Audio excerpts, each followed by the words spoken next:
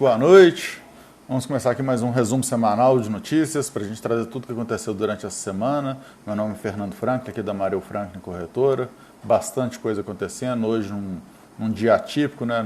A gente vai falar um pouquinho disso mais para frente, mas a gente está tendo aí a mudança do cenário do mercado de opções, do exercício de opções, né? E com isso o pregão ainda não finalizou. A gente ainda vai ter o aftermarket de 7 a 7h30. Então, mais um pouquinho aí para acabar tudo, mas dá para a gente ter uma boa visualização de tudo que aconteceu e falar bastante coisa, né? Como sempre, eu sempre peço que vocês compartilhem, curtam, chamem os amigos, façam comentários antes, durante e depois da live, que a gente está aqui disponível para poder tentar trazer o máximo de informações possíveis, né? Então, conto sempre com o apoio de todo mundo aí em compartilhar, seguir, lembrando que fica sempre gravado aqui no IGTV também, né? E depois a gente publica também essa live no YouTube, né? E a gente publica também um resumo com os tópicos aqui falados no Instagram e também nas demais redes sociais, e também a gente coloca no nosso site esses tópicos também com link, né, para algumas das principais matérias que a gente vai falar aqui hoje. Então, sem mais delongas, já vamos começando aqui, entrando para o cenário internacional, da política internacional, né? Nos Estados Unidos, o Biden assina o decreto para que agências governamentais analisem riscos climáticos, né? E aí ele começa a apertar algumas empresas, algumas indústrias, né? E para que tenham comportamentos mais adequados ao ESG, né, que é um sistema aí de... Não sistema, né, mas é o momento de verificar a situação de meio ambiente, né? Então, eu começo a dar a importância disso, que foi uma plataforma da sua campanha política, né? Então, vamos acompanhar para ver qual vai ser os desdobramentos, né, dessas análises de risco que essas agências governamentais vão gerar. Na Argentina, ela suspendeu as exportações de carne bovina por 30 dias. Isso aí é um ponto bem delicado, né? A ideia da suspensão é para que tenha um volume maior de carne dentro do país, né? E, consequentemente, baixos preços da carne, que subiu bastante por lá. Porém, o que pode acontecer é que alguns produtores, que nem já aconteceu no passado, né, a Argentina ficou com esse bloqueio, ou certo bloqueio disso, algumas restrições nesse cenário por muitos anos, né? O que pode acontecer de certa forma é que isso tire, né, do mercado alguns produtores, né? E isso pode gerar impactos no longo prazo, né? Então, uma redução aí no longo prazo, e essa redução pode acabar acontecendo um impacto considerável daqui para frente, né? Dependendo se saírem muitos produtores, esses produtores não voltarem, né? Então vamos acompanhar de perto o que pode acontecer também. E no Japão, o Japão ele aprovou as vacinas contra a Covid desenvolvidas pela Moderna e pela AstraZeneca, né? Porém, a AstraZeneca ela ainda não vai ser distribuída por agora, né? Eles estão analisando alguns casos de coagulação, de anticoagulação que está tendo aí no sangue, para ver se tem alguma similaridade ou não.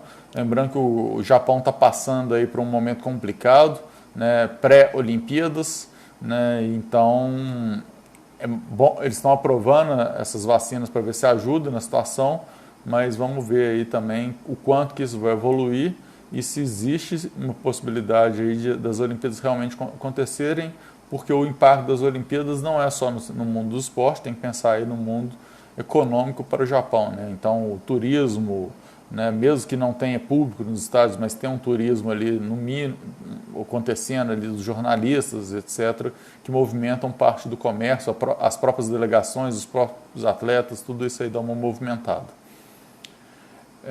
Passando então para a parte de mercado internacional, nos Estados Unidos a ata do Fed deu sinais de que o Banco Central vai reduzir as compras de ativos, né?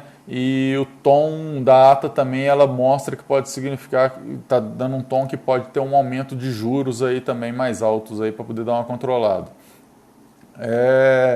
Essa foi uma ata um pouco surpresa, né? Deu um pouco de surpresa para o mercado, né? De certa forma, eu vejo com um cenário positivo a partir do momento que eles começam a entender que tem alguma coisa ali que está forçando, né, demais, né? E vamos entender que é para poder dar uma controlada na inflação, que a inflação realmente está começando a querer disparar por lá, né? Não comparado com a daqui, tá, pessoal? Mas é nível a nível. Mas vamos acompanhar isso aí. Então, eu acho que a gente tem que ver as próximas reuniões, como é que vai acontecer, mas podemos ficar de olho que algumas mudanças podem querer começar a acontecer por lá. A OCDE, ela trouxe que o PIB dos países membros da OCDE, né, ela cresceu 0,3% no primeiro trimestre de 2021. Foi uma desaceleração em relação ao trimestre anterior, né, mas pelo menos ainda um crescimento, né? Então mostra que, apesar dos pesares, ainda está numa recuperação, né? Vamos ver aí o que vai acontecer daqui para frente, ficar de olho na zona do euro, ficar de olho lá nos Estados Unidos, né? Como é que vai se comportar o PIB aí dos próximos meses, né? E para ver se a gente concretiza uma retomada, né, efetiva no mundo como um todo. E por falar em zona do euro, né, a prévia do índice composto do PMI, ela mostrou uma alta de 3,1 pontos, né, que foi puxado principalmente pelo PMI de serviço, que teve alta de 4,6 pontos. Né. Então, esse é um cenário que mostra um aquecimento de economia, que vai impactar aí, provavelmente no PIB, né, e da zona do euro, né, de forma positiva.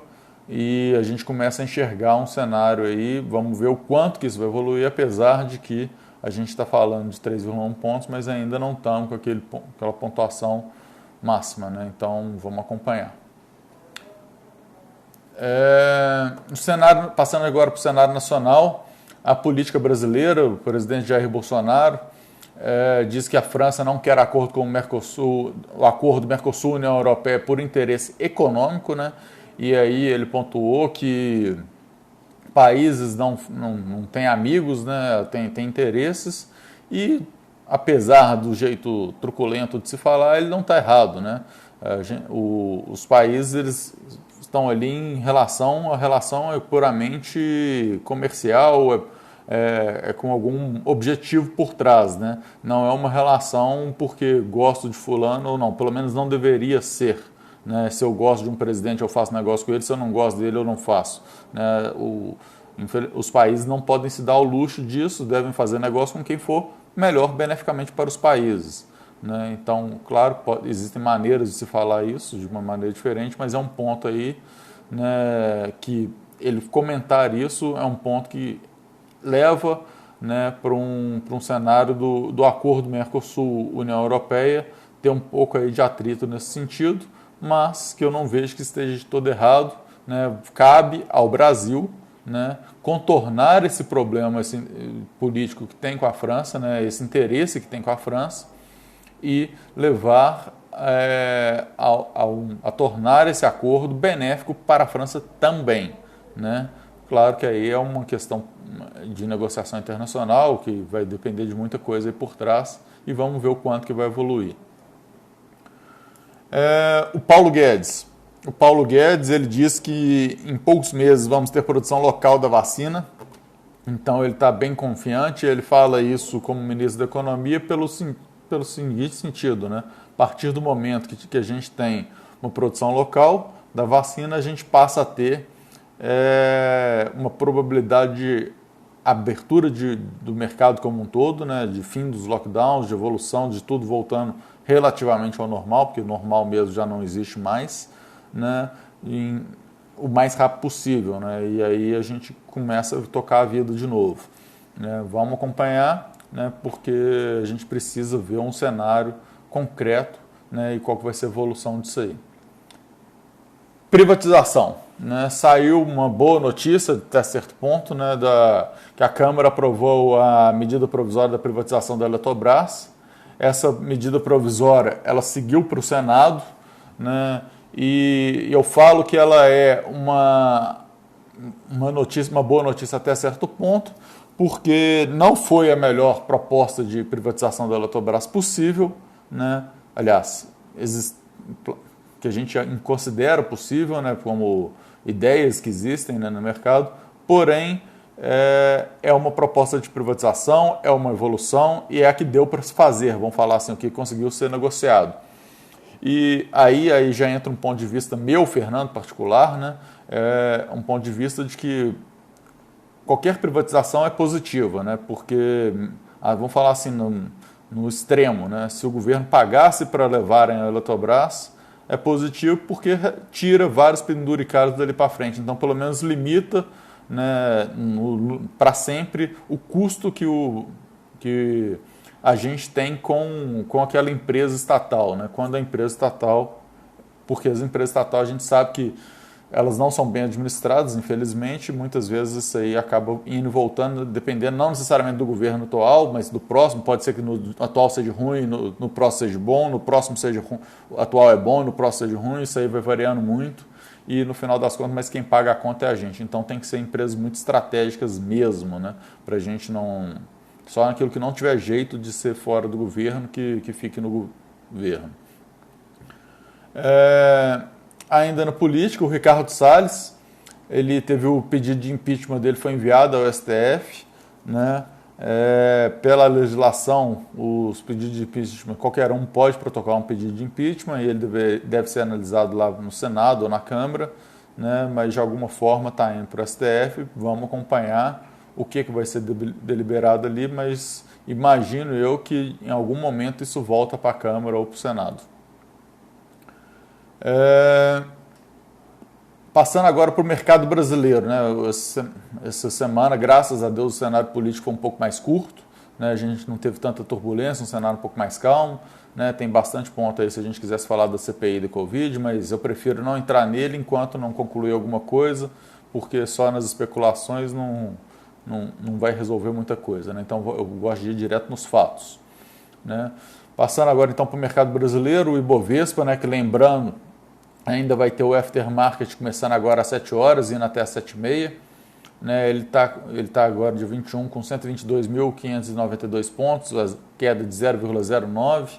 Né? Na semana foi uma alta de 0,58.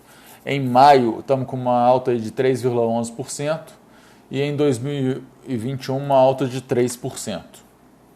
O dólar Petax fechou hoje em 5,3027, uma alta de 0,23%. Na semana, uma alta de 0,62%. Em maio, uma queda de 1,87%. E em 2021, uma alta de 2,04%. E o Euro Petax, ele está aí no dia de hoje, fechou em 6,4571, uma queda de 0,71%. Na semana, uma alta de 0,91%. Em maio, uma queda de 0,68% e no ano ainda estamos com uma alta de 1,24%. É interessante a gente ressaltar que a gente está tendo esse leve descasamento aí na semana e, na verdade, no dia do dólar e do euro, mas quando a gente acompanha e olha entre o mês de maio, por exemplo, né, a gente vê que ambos estão voltando. Né? O euro e no ano também eles ainda estão acompanhando, que é o normal, né, eles acompanharem. Vamos acompanhar se efetivamente esse cenário vai se concretizar, né? Se consegue reduzir essa taxa, né? A gente já tem um cenário um pouco mais cauteloso aí para frente, né? Que a gente imagina que muita gente já apostando numa redução dessa taxa, né? A gente vai falar um pouquinho lá na frente da pesquisa Focus, né? Que está trazendo aí o câmbio aí caindo um pouquinho e vamos ver se isso se concretiza ao longo do tempo aí para a gente voltar a ter uma taxa de câmbio um pouco mais baixa. Coronavírus, 41,1 milhão de vacinados, já 20,2 milhões com segunda dose, total de casos 15 milhões, que é 7,5% da população, recuperados a gente já tem 15,8 milhões, tá? 15,9 milhões quase de casos, recuperados já são 14,3 milhões, que é 90,5% dos casos. Em tratamento a gente ainda tem 1 milhão de pessoas, 1 milhão e 64 mil de pessoas, que dá 6,7% dos casos. Mortes, estamos com 444 mil mortes, né, que é 2,8% dos casos e 0,2% da população. Um cadinho bom de morte aí, né, infelizmente a gente está tendo essa situação. né? Mas vamos ver se esse número para de crescer, né? Se a gente consegue reverter essa curva de alguma forma, né? E que é o que parece que tem acontecido nas últimas semanas, mas vamos ver se ela não dá um repique, né? Vamos acompanhando. A OMS disse que as vacinas aprovadas são eficazes contra as variantes da Covid-19, né? Então, isso aí é uma boa notícia, né? Porque cada dia a gente vê uma variante nova, né? De um país novo, de uma região diferente, mas como ela diz que são eficazes para esses casos, é bem positivo. Porém, vale ressaltar, né, que a Coronavac e a Sputnik V, né, ainda não são aprovados na OMS. Né? Então, quando a OMS fala disso, ela não está falando nem da Coronavac, nem da Sputnik V. E a Coronavac é a que mais foi utilizada aqui no Brasil.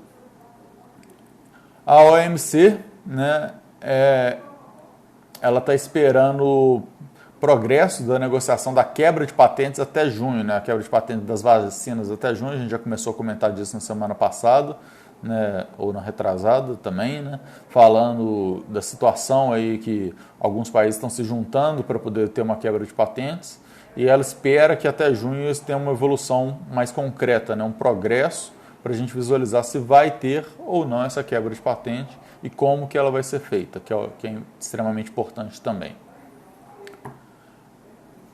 Entrando aqui agora, o Banco Central, a gente até fez algumas publicações aí nos stories falando sobre essa notícia, né, que as transações por Pix chegaram a 81% de todas as transferências, né, que aí a gente está falando de TED, DOC e Pix, né, então o cenário já passou por 81% de todas essas transferências em Pix, e a gente também tem aí que 45% dos adultos já utilizam o Pix nas suas transações, né? Então a gente tem um cenário com muita gente passando a utilizar o Pix, né? E a gente tem que entender isso aí, como que isso impacta efetivamente no mercado, né? Onde que isso impacta? O primeiro ponto, que é o ponto mais lógico, né? A gente está falando aí dos bancos, né, que cobravam por TED, o Pix é gratuito para pessoas físicas, pessoas jurídicas ainda pagam, né?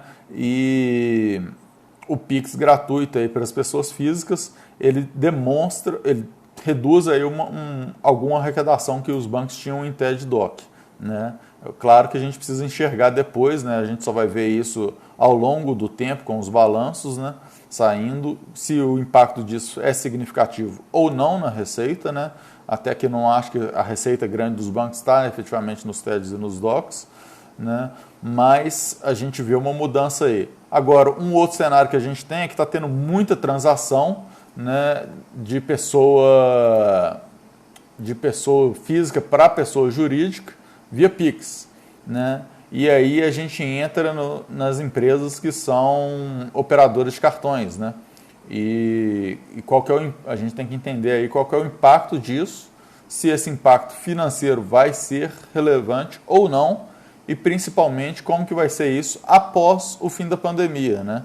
Então vamos acompanhar, mas é um ponto para a gente ficar de olho, porque isso pode sim estar sendo uma mudança de cenário, uma revolução de mercado, que a gente tem que acompanhar os fatos, tá? Não entramos no achismo, né? Os fatos são que o Pix está entrando no mercado de vez, e aí as empresas vão precisar se adequar a este cenário.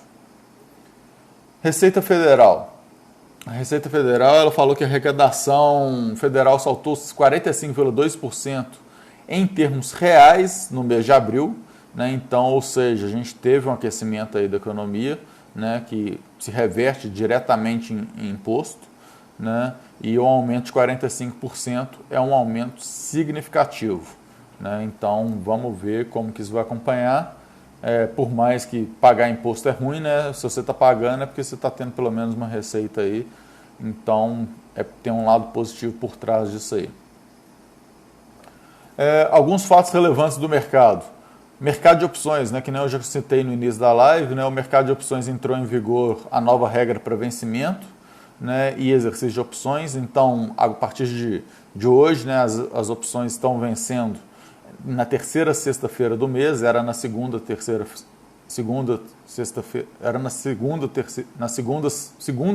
mês, era na terceira segunda-feira do mês, passou para a terceira sexta-feira do mês.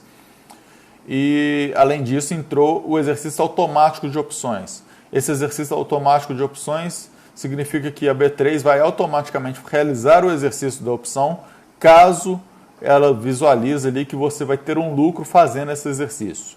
Né? Com isso, está tendo essa mudança, né? Vem para poder ter um cenário mais positivo, para evitar alguns erros, para evitar esquecimento, né? Trazer mais fluidez, né? E vamos ver como que vai acompanhar, e até por isso que a gente está tendo o aftermarket de 7 a 7,5 hoje. Né? Por quê? Porque aquelas pessoas que forem exercidas, né, e que tiverem que entregar o papel e não tiverem o papel, elas vão ter aí de 7 a 7,5 para comprarem o papel e poderem entregar ele sem dar um descasamento.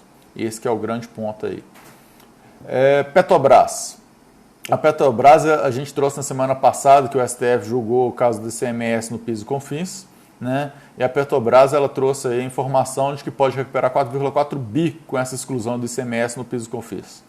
Né? Então, eu trouxe essa notícia para a gente sentir o impacto, né? A gente pegou uma grande empresa, né? Claro que esse impacto vai acontecer em outras empresas também, né? Mas estou pegando aqui uma das maiores empresas do Ibovespa, né? E para a gente ver o tamanho do impacto da decisão do STF, né? Que vai dar uma exclusão aí de 4,4 bilhões, né? É bem significativo. E a MMX, né? Ela teve decretada falência. A empresa ainda vai recorrer, né? Mas eu trago esse ponto até para a gente discutir o que acontece quando uma empresa que está negociada em bolsa, você tem ações dela, vai à falência. O que acontece é o seguinte, quando a empresa vai à falência, é igual quando não está em bolsa, tá, pessoal? Quando a empresa vai à falência, os ativos da empresa são leiloados, são encerrados, são vendidos de alguma forma, forçada a venda deles, e esses ativos são usados para poder pagar os devedores, né? Para quem ela está devendo, né? Os credores, na verdade. E o que sobra disso vai para os acionistas. No caso de empresas listadas em bolsa, o que sobrar disso, se sobrar, né, volta em termos financeiros para os acionistas, né, proporcionalmente ao tanto de ações que tiver. E aí cai, para quem tem ação em bolsa, vai cair diretamente na conta dele, vinculado aonde a ação dele estiver custodiada. Economática. A Economática ela traz algumas análises interessantes e dessa vez ela trouxe aí para a gente que o lucro das empresas de capital aberto no primeiro trimestre, ele está falando de todas as empresas que divulgaram balanço até dia 15 de maio, tá? Mais ou menos 268 empresas aí, se eu não estiver enganado, subiu mais de 240% com relação ao mesmo período de 2020. Aí eles estão excluindo as empresas financeiras, né? Que até aquelas que a gente trouxe uma análise da Economática na semana passada, dos grandes bancos, não sei se vocês lembram, quem não lembrado, vê a live da semana passada, né? Que dá para que a gente falou um pouquinho lá. E trouxe também que as vendas tiveram um crescimento de 22% no primeiro trimestre também. Então a gente enxerga aqui que as empresas listadas em bolsa cresceram bastante, né? O resultado delas nesse primeiro trimestre, que mostram, mais uma vez, um aquecimento da economia, né? Então, um bom ponto para a gente ficar de olho aí e verificar como que isso vai evoluir daqui para frente. Pesquisa Focus. A pesquisa Focus ela trouxe para a gente o IPCA, né, de 2021 em 5,15%. É a sexta semana de altas seguida, né, então continua aí uma evolução boa do IPCA, né, boa não, né, uma evolução negativa, mas boa, né, uma alta do IPCA, então a inflação comendo forte aí. O PIB para 2021 foi para 3,45%, né, a quarta semana de alta. E o câmbio, ele caiu pela segunda semana seguida para 5,30, né, o dólar. Né, o dólar caiu para 5,30. Então, que nem a gente está falando, de contra o que está acontecendo no dólar real, né, que nem a gente falou, o dólar Petax ele fechou hoje a 5,3027, então bem em linha com a expectativa da pesquisa Focus, né, e a Selic manteve-se ainda estável em 5,50. Cabe ressaltar, né, que a pesquisa Focus é uma pesquisa realizada com o mercado financeiro, né, onde vai levantando as informações e quais são as previsões de cada um ali, a média é o resultado dessa pesquisa Focus. A FGV trouxe que a inflação do IPCS, né, subiu 0,45%, né, e está acumulando aí 7,60% nos últimos 12 meses, né, então vendo aí inflação considerável ainda. O indicador de clima econômico da América Latina avançou 10,7 pontos, né, para 81,2 pontos, então o que a gente está vendo, esse aquecimento da economia, porém, como a gente ainda está em 81,2 pontos, a gente ainda está na zona desfavorável do ciclo econômico, que é a zona abaixo dos 100 pontos. Tá? Então, enquanto a gente estiver abaixo dos 100 pontos, a gente ainda vai estar numa zona desfavorável. Mas cada ponto que a gente sobe é um avanço aí. Esse aqui, lembrando, da América Latina como um todo. Tá? O Brasil está no meio. IGPM. O IGPM subiu 3,83% na segunda prévia de maio e já tem um salto aí de 36,69% em 12 meses.